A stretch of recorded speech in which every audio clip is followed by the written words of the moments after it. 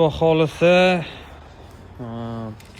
o'zimni qo'shnim, eng yaqin akam, Azbek akamni jentrasini korobkasini tushirganmiz. Mana o'zlari endi bu insonni taniydiganlar ham juda ko'p, sababi TikTokda jicha-bicha oshposh damlayotganlari chiqib qoladi.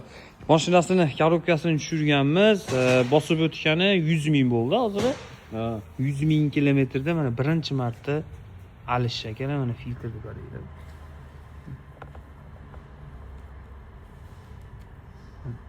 100% to'lgan.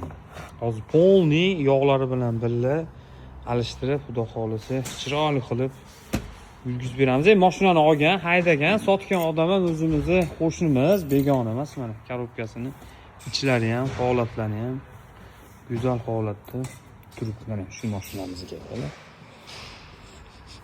Polni mana alishtirib, hamma yo'g'i bilan chiroyli qilib terib yurgizamiz. Keyin mashinada hali uzoqda alish qachon chiqib qoldi?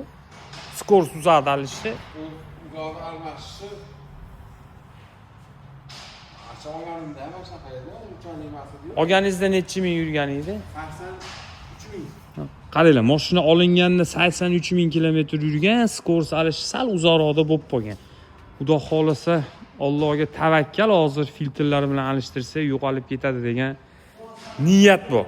Kuzatishda davom etib turinglar. Shunaqa xizmat bo'yicha bemalol murojaat qila olinglar. TikTokda Azbek akam o'zini ko'radi, xudo xolisa bugun.